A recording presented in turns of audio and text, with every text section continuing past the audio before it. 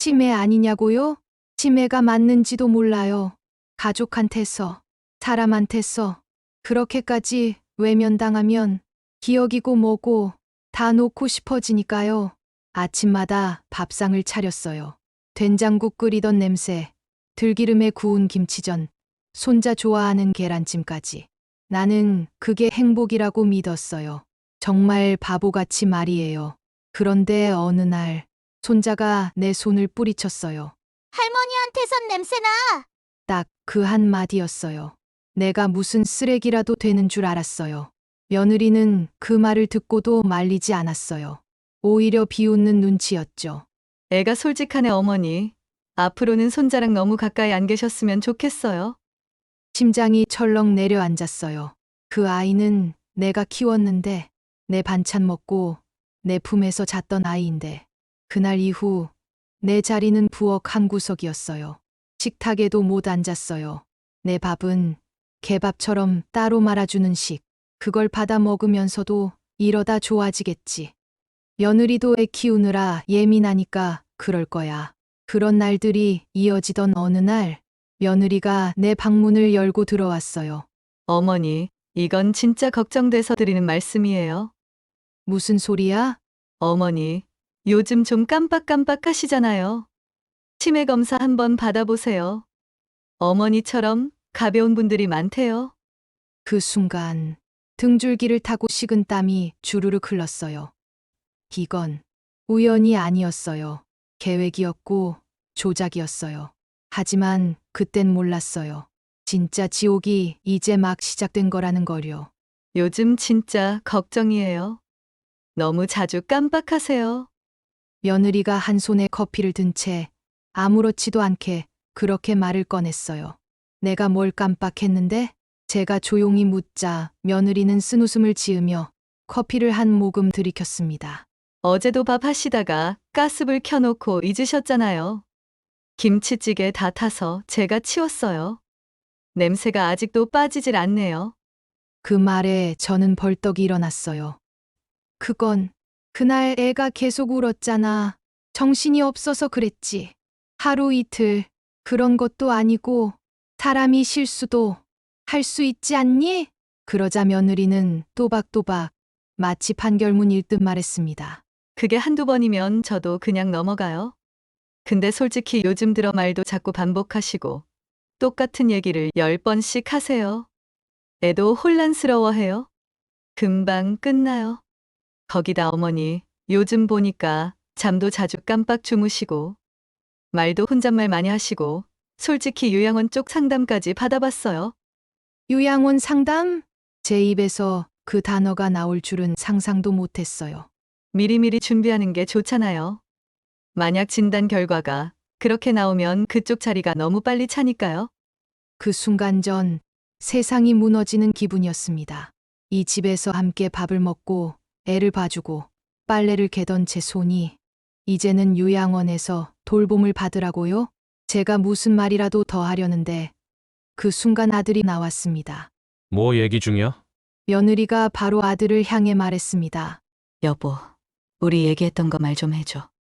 어머니 검사 한번 받아보시는 게 좋다고 했잖아. 그 순간 제 심장이 쿵 내려앉았습니다. 아들 그 아이마저도 나를 그런 눈으로 보고 있었던 겁니다. 엄마, 너무 심각하게 듣진 말고 그냥 요즘에 그런 일들이 좀 많았잖아. 가스불도 그렇고 전화기도 자주 잃어버리시고.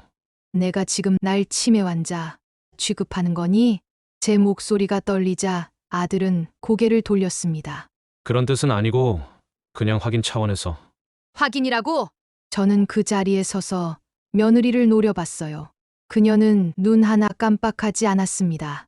이들 밥 해주고 손자 등원시키고 장 봐온 게 불편했니? 내가 너한테 뭘 그렇게 잘못했니? 며느리는 잠시 입을 다물더니 고개를 끄덕이며 말했습니다. 솔직히 말할게요. 네, 불편했어요. 매번 부엌에서 음식할 때마다 냄새가 집에 배고, 애가 할머니 옷에서 냄새 난다고 울고불고 스트레스 받았죠? 어머니가 무서운 표정으로 애 혼내시고 나면 그날 저녁엔 꼭 애가 울면서 악몽 꿔요. 그리고 솔직히 저희도 우리만의 공간이 필요한 것 같아요. 이 집은 우리 가족의 집이니까요. 그 말을 듣고 제 다리에 힘이 풀렸습니다. 우리 가족?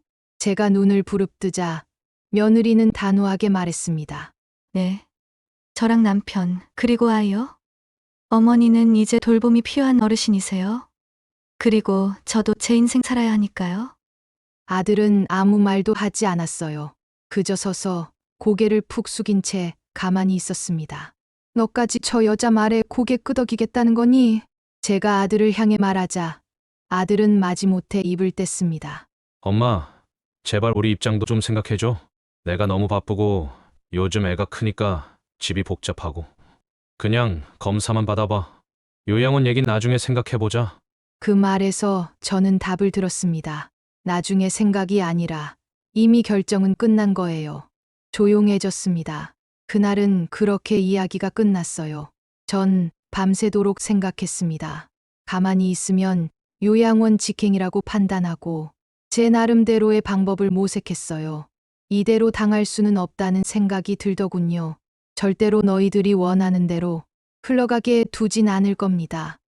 다음 날 며느리가 어머니, 잠깐 얘기 좀 할게요. 하더라고요. 말투가 평소랑 조금 달랐어요. 예전 같았으면 어머니, 차 드릴까요? 하고 웃으며 말했을 텐데 그날은 딱딱했어요. 준비된 톤이랄까 마음속에서 미리 대본을 읽고 나온 느낌? 전 이 아이의 진짜 마음이 궁금했죠. 뭘 원하고 있는지 알아보려고 어제와는 다른 분위기로 말을 먼저 꺼냈어요. 그리고 만일의 사태를 대비해서 녹음기도 준비했어요. 얘야, 어제 이야기 듣고 좀 무서워. 내가 정말 치매일까봐. 그 말 한마디에 며느리가 핸드폰을 내려놓더라고요. 그러고는 저를 가만히 바라봤어요. 하지만 사람을 걱정해서 보는 눈이 아니었어요. 조금은 안심한 듯한 표정? 그때 느꼈어요. 아, 이 애는 지금 내가 무너지는 걸 기다리는구나. 그때 전 무릎 담요 밑으로 손을 넣었어요. 숨겨뒀던 작은 녹음기를 조용히 꺼냈고요. 소리 나지 않게 조심조심 녹음 버튼을 꾹 눌렀어요. 빨간 불빛이 켜지는 걸 보면서 이제부터 시작이구나 싶었죠. 왜 무서우세요, 어머니? 며느리가 물었어요. 전 일부러 눈을 피하면서 대답했어요. 너희가 검사 받아보라고 하니까 내가 그렇게 이상해 보이니? 그제야 며느리 표정이 변했어요.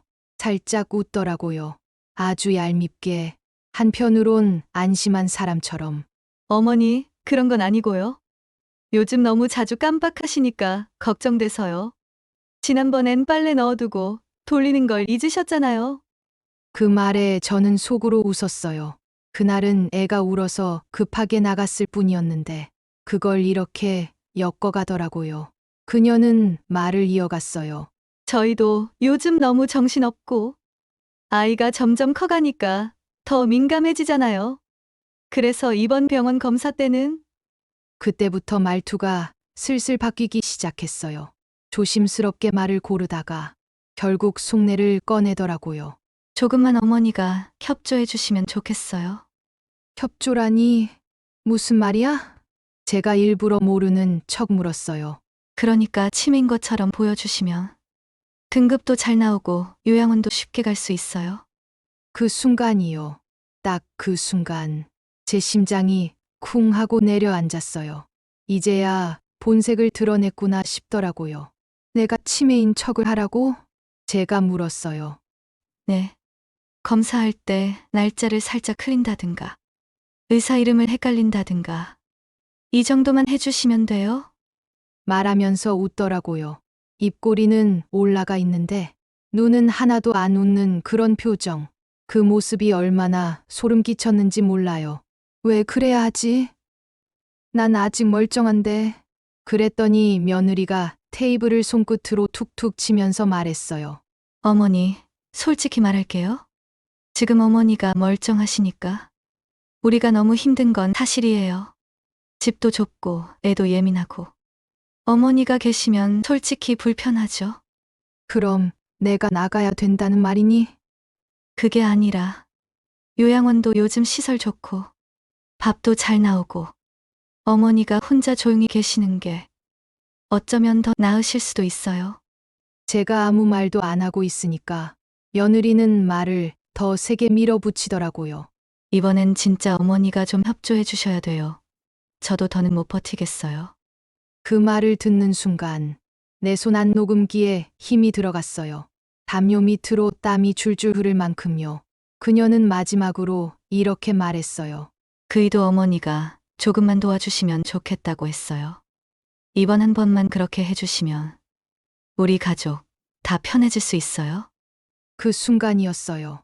그 녀석까지, 내 아들까지 날 이렇게 보내버리고 싶어 한다는 걸. 그 자리에서 실감했어요. 제 속에서 무언가 와르르 무너졌지만 겉으로 내서 웃었어요. 그래, 생각해 볼게. 네 말이 맞을 수도 있지. 며느리는 그 말에 만족한 듯 자리에서 일어났어요. 어머니, 진짜 감사해요. 이번에 잘 넘어가면 다 괜찮아질 거예요. 그녀가 방을 나가고 문이 딱 닫히는 순간 저는 담요 속에서 녹음기를 꺼냈어요. 그날 이후로 저는 매일 녹음기를 충전했고 늘 품에 넣고 있었어요. 며느리는 몰랐을 거예요. 자기 앞에서 웃고 고개 끄덕이던 시어머니가 자신의 말 한마디, 눈빛 하나까지 다 녹음하고 있다는 걸. 이틀 후였어요. 저번에 말했던 거 생각 좀 해봤어. 그녀는 살짝 고개를 돌렸어요. 어떤 거요, 어머니? 그 치매인 척 하라는 거 말이야. 그녀는 잠시 손을 멈추고 저를 바라봤어요. 눈빛이 순간 번뜩였지만 곧 스르륵 미소로 감췄어요. 아, 그거요? 어머니가 그렇게 생각 안 하셔도 된다니까요. 그냥 검사만 자연스럽게 받아주시면 돼요. 근데 나 그런 거 못해. 거짓말하고 일부러 틀리고 그게 쉬운 일이냐. 제가 그렇게 말하면서 천천히 식탁 의자에 앉았어요. 녹음기는 앞치마 주머니 안에서 조용히 돌아가고 있었어요. 어머니, 이건 거짓말이라기보다 배려예요. 우리 가족을 위한 작은 협조라고요. 배려. 제가 그 말을 되묻자 그녀는 고개를 끄덕이며 더 가까이 와서 말했어요. 솔직히 말씀드릴게요. 어머니가 요양원 들어가시면 저희도 다 같이 숨 좀 돌릴 수 있어요. 내가 그렇게 큰 짐이었니? 제가 묻자 그녀는 당황한 듯 손사래를 쳤지만 말은 계속 똑같았어요. 그런 뜻은 아니고요. 어머니도 솔직히 힘드시잖아요. 요양원 가면 밥 나와, 약 나와, 간호사들 있고, 일과표대로 규칙적인 생활 하실 수 있고, 그럼 나한테 필요한 건 가족이 아니라 요양원이란 말이니? 그녀는 대답하지 않았어요. 대신 똑바로 제 눈을 보더라고요. 솔직히 그게 서로를 위한 길인 것 같아요. 어머니도 편해지고, 우리는 우리대로 살 수 있고, 그 말에 저는 피식 웃었어요. 가족이라는 이름으로 이렇게까지 쉽게 사람을 분리해버릴 수 있구나 싶었어요. 그래서 일부러 더 자극적으로 물었어요. 그럼 내가 원하는 건 뭔데? 내가 병원 가서 뭘 어떻게 해야 되는데? 그녀는 망설이지도 않고 말했어요. 그냥 검사할 때 질문 받으면 몇 개만 틀리시면 돼요. 오늘 날짜, 이런 거 틀려도 되고요. 손자 이름 한번 헷갈리셔도 돼요. 그런 디테일이 있어야 의사도 확신하거든요. 그렇게 해서 뭐가 달라지는데? 장기 요양 등급 나오면 어머니 요양원 들어가시기 쉬워지고 시설도 더 좋은데 알아볼 수 있어요. 거짓말을 해서라도 그걸 받아야 한다는 거네? 거짓말이라뇨. 그냥 연기예요. 드라마 한 편 찍는 거예요. 그 순간 제 안에서 뭔가 부서지는 소리가 들렸어요. 이 아이는 정말 날 없애고 싶구나. 저는 입술을 꾹 눌렀어요. 그리고 아주 작게, 그러나 분명하게 대답했어요. 그래, 알겠다. 그 말이 며느리 귀엔 협조하겠다는 뜻으로 들렸을 거예요. 그녀는 환하게 웃더군요. 진짜요? 어머니, 정말 감사해요. 이번에만 잘 넘어가면 앞으로 다 괜찮아질 거예요. 우리 가족 진짜 평화로워질 거예요. 저는 조용히 자리에서 일어났어요.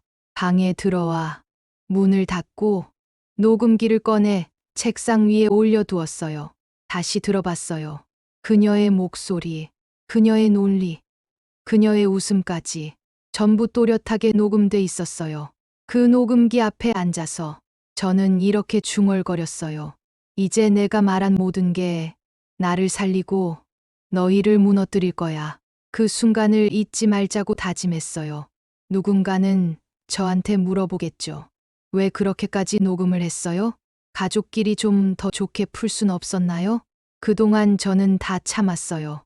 지적당해도, 무시당해도 조용히 웃으며 넘겼어요. 근데 이번엔 달랐어요. 이건 무시가 아니라 인간 취급을 안 하는 거였어요. 치매인 척을 하라니요? 멀쩡히 살아있는데 가짜로 병자로 만들고 그걸로 요양원에 보내겠다니? 이건 살아있는 사람한테 사형 선고 내리는 거랑 똑같아요. 어느 날은 이런 생각도 들었어요. 내가 정말 치매가 오면 어떡하지? 이 녹음기를 까먹으면 어쩌지? 그래서 작은 수첩을 하나 꺼냈어요. 그날의 날짜, 녹음 파일 이름, 주요 내용까지 손으로 꼼꼼히 적었어요. 마치 내가 나 스스로의 증인이 되는 느낌이었어요. 이건 복수를 위한 기록이기도 했지만 동시에 저 자신에게 하는 말이었어요. 넌 멀쩡해. 넌 아무 잘못 없어. 넌 기억하고 있고, 넌 사람 대접받을 자격이 있어. 며칠 후 며느리는 직접 차를 끌고 절 병원에 데려갔습니다. 병원은 낯선 곳이었고 담당 의사는 젊은 남자였어요. 그는 제 얼굴을 몇 번 보고는 미리 적힌 차트를 들여다보며 질문을 던졌습니다. 최근 들어 자주 물건을 잃어버리시거나 같은 말을 반복하신 적 있으세요? 대답하려는 찰나 며느리가 옆에서 먼저 끼어들었어요. 자주요. 물건뿐 아니라 사람 이름도 잘 틀리세요. 불 끄는 걸 자꾸 잊으셔서 위험한 적도 있었어요. 애를 혼자 두시고 외출하신 적도 있으세요. 그때 전 알았습니다. 이 병원, 이 의사, 이 상황 모두 짜여진 각본이란 거요. 그리고 전 바로 요양센터로 들어갔습니다. 며느리는 내 짐이 담긴 캐리어를 내려놓고 아무런 감정도 없이 말했죠. 어머니, 여기서 계시면 편할 거예요. 밥도 잘 나오고 같은 또래 분들하고 지내시면 덜 외로우실 거예요. 그래, 어머니, 여긴 잠깐이에요. 검사도 더 받아야 하고 등급 나오려면 입소는 해보셔야 하거든요. 이거 다 어머니를 위한 일이에요. 아셨죠? 고개를 끄덕이고 절대 정신을 놓지 말자고 생각했어요. 이곳에서도 해야 될 일이 있으니까요. 마음을 다잡았어요. 요양원은 깨끗했어요. 외관도 반짝였고 벽엔 꽃 그림이 걸려 있었죠. 하지만 공기는 무거웠고 공허했어요. 사람들 눈빛은 흐리멍덩했고 어떤 분은 하루 종일 소리도 없이 의자에 앉아 있었어요. 신입 어르신 오셨습니다. 직원이 말하자마자 그 방 한가운데 모든 시선이 내게로 쏠렸어요. 치매예요? 몇 등급으로 왔대? 수근거렸어요. 난 이곳에서 치매 환자로 낙인 찍힌 거였어요. 아직 아무 등급도 안 나왔는데도 며칠이 지나고 난 그곳의 방식에 적응해야만 했어요. 하루 세끼, 종이컵에 나오는 약, 심지어 화장실 가는 것도 체크받아야 했어요. 그곳에서 나는 사람이 아니라 관리 대상이었어요. 그리고 가장 잊을 수 없는 순간, 며느리가 손자를 데리고 찾아왔던 날, 할머니 기억하세요? 손자가 내게 손을 흔들었지만 그 얼굴엔 어색함만 가득했어요. 그 애는 며느리 뒤에 꼭 붙어 있었고 마치 날 기억 테스트라도 하는 듯 바라봤어요. 그 말에 난 눈을 질끈 감았어요. 모든 게 시험이었어요. 하나하나 다 치매 맞는지 확인하는 시험. 그날 밤 난 손에 꽉 쥐고 있던 녹음기를 켰어요. 그녀의 말, 손자의 당황 전부 남겨두었죠. 나는 절대 잊지 않을 거예요. 하루는 아들이 혼자 왔어요. 점퍼를 벗으며 조용히 앉았어요. 엄마, 여긴 괜찮은 거야? 내가 보기엔 괜찮아 보여. 나는 눈을 껌뻑이며 그를 노려봤어요. 그는 말을 잇지 못하다가 고개를 숙였어요. 엄마, 나도 그냥 너무 힘들었어. 일도 많고 애도 커가고 집도 좁고. 그래서 그게 핑계야? 미안해. 그제야 그가 입을 열었어요. 하지만 그건 사과가 아니었어요. 그건 변명이었고 회피였어요. 넌 날 포기했어. 내 편의를 위해, 너희 가정을 위해 날 여기 보내버렸어. 그는 더는 말하지 않았어요. 그냥 조용히 일어나 나가더군요. 그게 마지막이었어요. 그 후로 그는 오지 않았어요. 그 요양원에선 매일 치매 테스트를 했어요. 오늘 날짜는요? 지금 계신 곳은 어디세요? 손자가 몇 살이죠? 나는 전부 대답했어요. 매번 정확히 또박또박. 그 녹음기엔 이제 수십 개의 파일이 있었어요. 며느리의 편의를 위해 날 밀어낸 말들, 아들의 침묵, 요양원 직원들의 무례한 응대, 어르신은 여기 계속 계셔야 해요. 치매이시니까요. 그들의 목소리까지. 내가 사라진 것 같아도 내 존재는 남겨두었어요. 그들의 입으로 증거를 만들었고 그들의 손으로 내 분노를 정리해갔어요. 어르신 등급 결과 나왔습니다. 요양원 센터장이 서류를 내밀며 말했어요. 경도인지장애 판정으로 등급 대상은 불가입니다. 그 순간 나는 웃었습니다. 어르신께선 치매로 보기엔 너무 정상이세요. 복지 신청은 안 되고 당장 퇴소하셔야 합니다. 며느리가 뛰어왔어요. 아니, 그럴 리 없어요. 저희 어머니 완전 깜빡깜빡하시고 사람도 못 알아보고 그러시는데. 제가요? 그 순간 난 녹음기를 꺼냈어요. 다 들려드릴까요? 당신이 뭐라 그랬는지, 내가 어떻게 그 말을 참았는지. 직원들이 놀라서 멈췄고 며느리는 얼굴이 하얘졌어요. 그동안 쌓아둔 게 있어요. 이걸 어디에 쓸지는 내가 정하겠어요. 그날 이후 나는 짐을 싸서 나왔습니다. 그 집으로는 안 갔어요. 난 이제 기억을 지우지 않을 겁니다. 오히려 더 또렷이 그날 그 말들, 그 눈빛, 그 배신을 떠올리며 내 복수를 준비하려 합니다. 다음은 그들의 세계를 바꾸는 차례니 나오자마자 변호사 사무실을 찾아갔어요. 접수 창구에 계신 비서님이 조심스럽게 물었어요. 어르신, 어떤 상담이 필요하세요? 저는 잠시 망설이다가 가방에서 녹음기와 수첩을 꺼내 보여줬어요. 가족이요. 저를 요양원에 보내려고 거짓말을 꾸며댔어요. 이 안에 다 들어있어요. 그녀는 놀란 듯 눈을 깜빡이며 말했어요. 잠시만요. 변호사님 바로 연결해 드릴게요. 잠시 후 젊은 남자 변호사가 제게 와서 앉았어요. 말투는 조용하고 차분했지만 말끝마다 정확함이 있었어요. 어르신, 어떤 일이 있었는지 천천히 말씀해 보시겠어요? 저는 가방에서 수첩을 꺼내 한 장씩 넘기며 그동안 있었던 일을 조곤조곤 말했어요.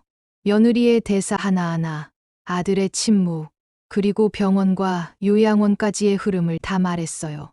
중간중간 변호사는 고개를 끄덕였고 중요한 부분엔 펜으로 밑줄까지 그었어요. 마지막엔 녹음기를 꺼내 직접 재생시켜 들려드렸어요.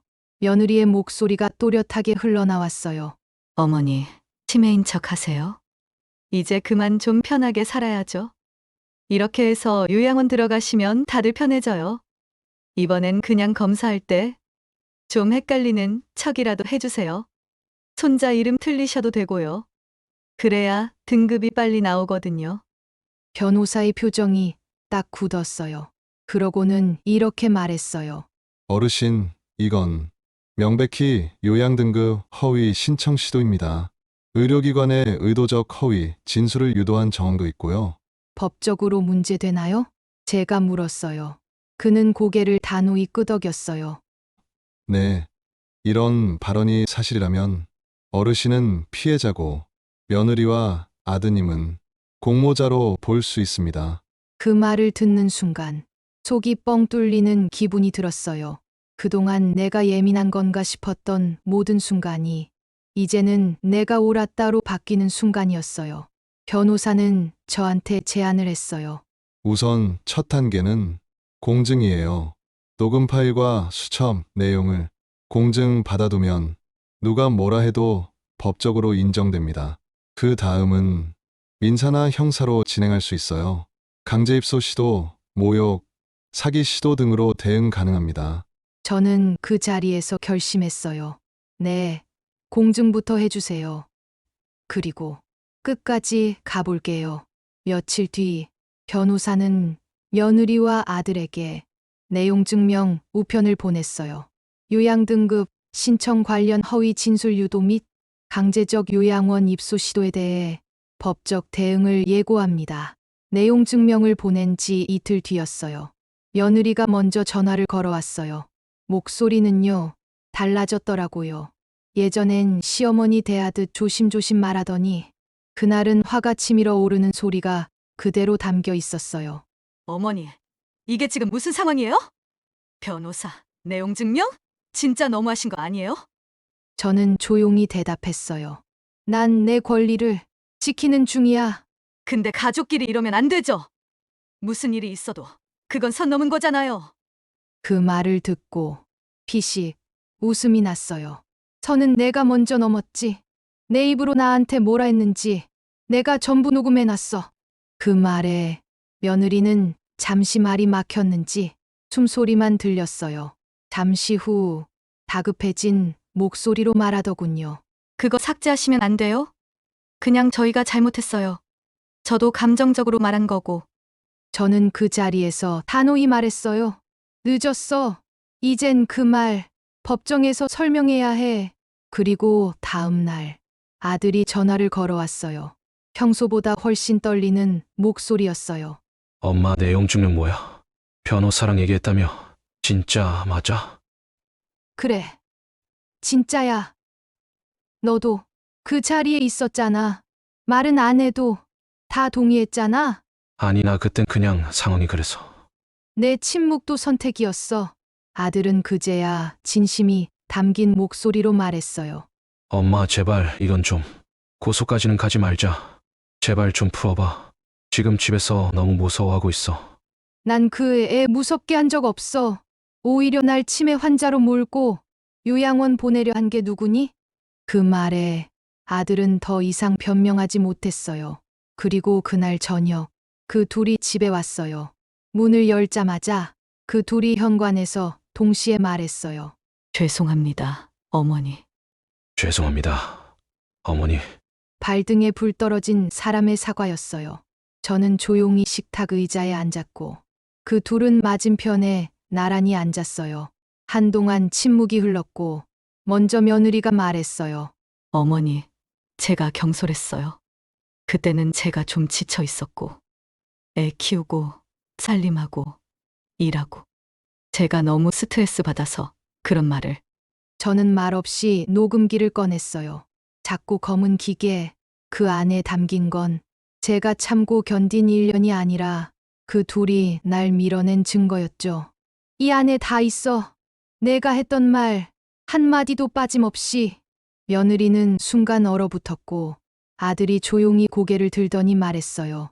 엄마 제발 그거 그냥 우리끼리 정리하자. 가족끼리 우리가 잘못했어. 정말 미안해. 근데 이제 와서 미안하다 하면 다 되니? 그럼 나한테 했던 말들, 내가 혼자 울었던 밤들, 그건 누가 미안하니? 그날 그 둘은 식탁에 앉아 거의 1시간 넘게 사과를 했어요. 결국 아들은 무릎을 꿇더군요. 저는 그때서야 잠시 눈을 감았어요. 그들의 사과가 진심인지 단지 두려워서인지 저는 알고 있었어요. 그들은 진심이 아니라는 걸요. 며칠 후 재판날이 왔어요. 떨릴 줄 알았거든요. 근데 안 떨렸어요. 오히려 차가웠어요. 심장이 얼음덩어리처럼 딱 굳어 있더라고요.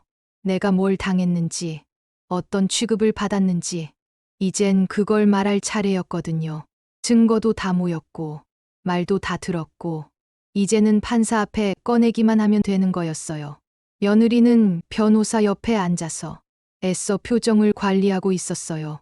겉보기엔 얌전하고 품이 있어 보이더군요. 하지만 나는 알아요. 그 입에서 뭐가 나왔는지, 그 입으로 날 어떻게 짓밟았는지. 법정은 조용해졌어요. 판사가 저를 바라보며 말했어요. 진술하시겠습니까? 저는 조용히 고개를 끄덕이고 주머니에서 조그마한 녹음기를 꺼냈어요. 딸깍. 녹음기에서 흘러나오는 며느리 목소리. 다들 숨을 삼켰어요. 녹음이 끝났을 땐 법정 안 공기 자체가 싸늘해졌어요. 며느리 얼굴이 하얗게 질렸고 아들은 고개도 못 들더라고요. 그때 판사가 묻더군요. 이 내용이 사실입니까? 며느리가 대답했어요.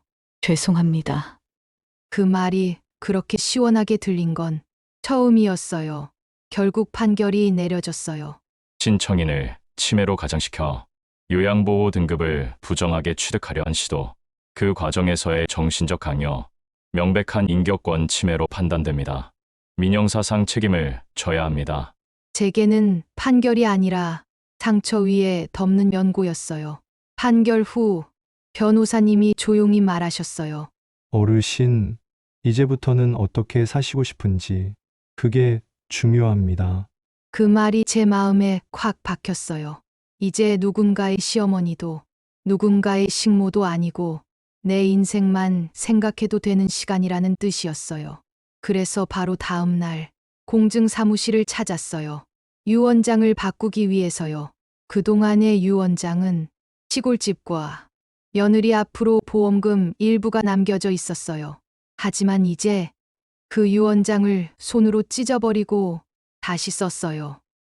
집은 제가 자주 찾던 노인복지재단으로, 남은 현금 자산은 장기요양 피해자 지원단체로, 그리고 소소한 예금 하나는 매달 치매 노인 돌보는 간병인 후원금으로.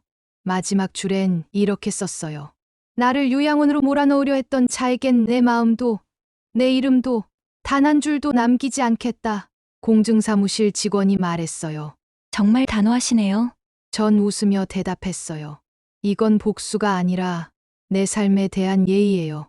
그날 밤 창문을 열고 별을 바라보며 혼잣말을 했어요.